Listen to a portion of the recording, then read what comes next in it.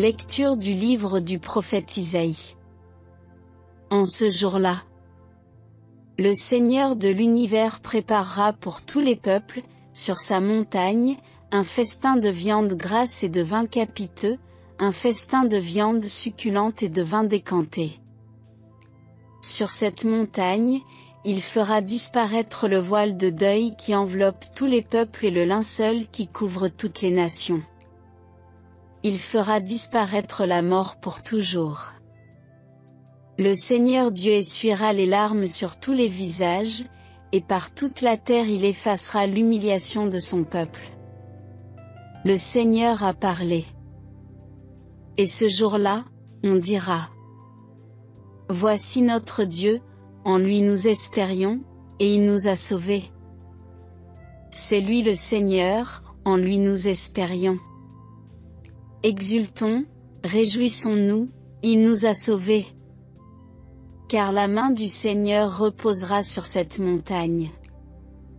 Parole du Seigneur. Le Seigneur est mon berger. Je ne manque de rien. Sur des prés d'herbes fraîches, il me fait reposer. Il me mène vers les eaux tranquilles et me fait revivre. Il me conduit par le juste chemin, pour l'honneur de son nom.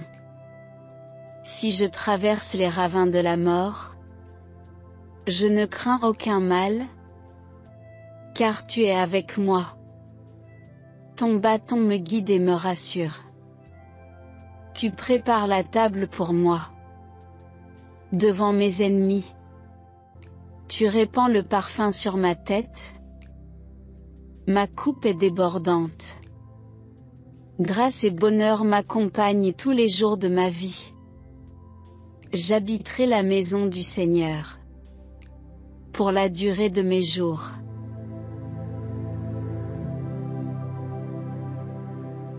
Évangile de Jésus-Christ selon saint Matthieu.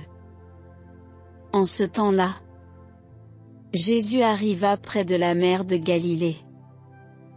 Il gravit la montagne et là, il s'assit. De grandes foules s'approchèrent de lui, avec des boiteux, des aveugles, des estropiés, des muets, et beaucoup d'autres encore. On les déposa à ses pieds et il les guérit. Alors la foule était dans l'admiration en voyant des muets qui parlaient, des estropiés rétablis, des boiteux qui marchaient, des aveugles qui voyaient. Et ils rendirent gloire au Dieu d'Israël.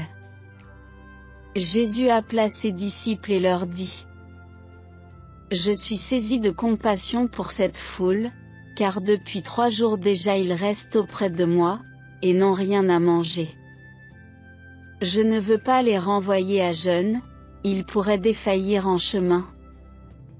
Les disciples lui disent: Où trouverons-nous dans un désert assez de pain pour rassasier une telle foule? Jésus leur demanda: Combien de pain avez-vous? Ils dirent: 7, et quelques petits poissons. Alors il ordonna à la foule de s'asseoir par terre. Il prit les 7 pains et les poissons. Rendant grâce, il les rompit, et il les donnait aux disciples, et les disciples aux foules. Tous mangèrent et furent rassasiés. On ramassa les morceaux qui restaient, cela faisait 7 corbeilles pleines. Acclamons la parole de Dieu.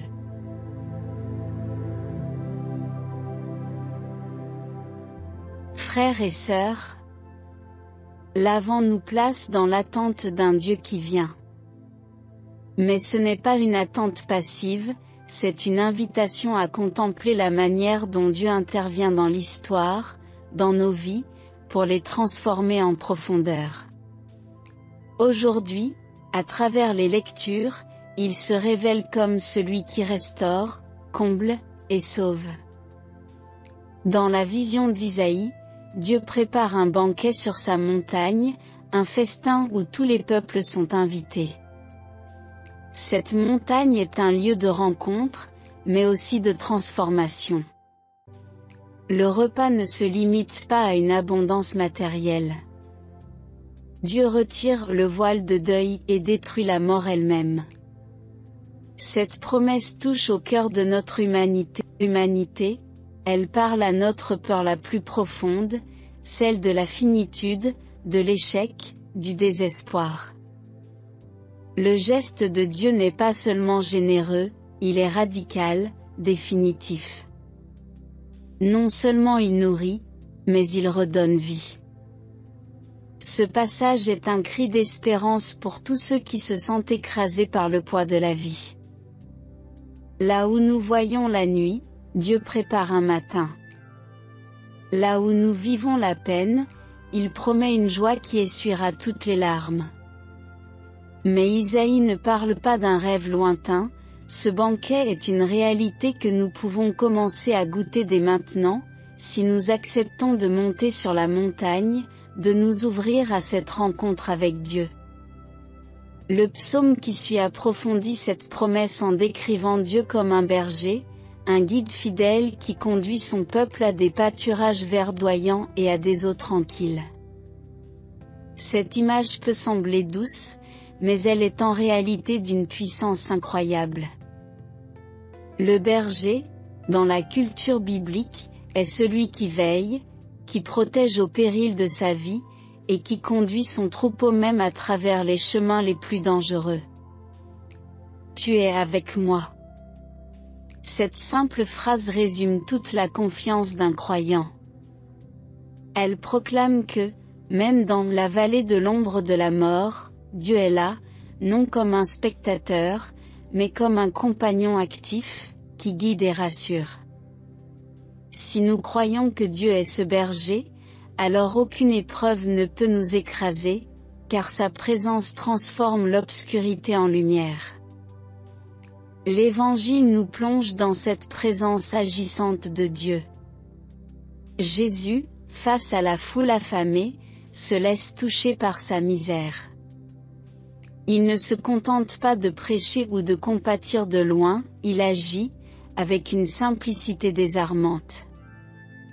Il prend ce qui semble insignifiant, 7 pains et quelques poissons, et il le transforme en un repas surabondant pour des milliers de personnes. Le miracle ne se limite pas à nourrir physiquement. Jésus révèle la logique du royaume, une logique de don, de partage, et d'abondance.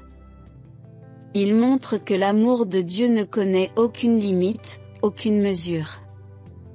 Il donne, et il donne en plénitude.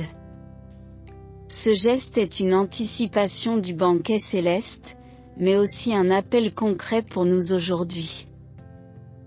Lorsque Jésus demande aux disciples de lui apporter ce qu'ils ont, il leur apprend une vérité essentielle: Dieu agit toujours à partir de ce que nous sommes prêts à lui offrir. Peu importe si cela semble insuffisant. Ce n'est pas la quantité qui compte, mais l'acte de confiance. Trop souvent, nous pensons que nous n'avons pas assez de foi, pas assez de temps, pas assez de talent, pour contribuer à l'œuvre de Dieu. Mais l'Évangile nous montre que ce peu devient une source d'abondance entre ses mains. Enfin, cette multiplication des pains nous invite à contempler un autre mystère, celui de l'Eucharistie. Jésus, dans ce geste, anticipe le don total de lui-même. Le pain qu'il partage aujourd'hui devient le pain de vie qu'il nous offre à chaque messe. L'Avent est une période où nous sommes appelés à redécouvrir ce don, à nous laisser nourrir non seulement par les dons matériels de Dieu, mais surtout par sa présence réelle, qui transforme nos vies de l'intérieur.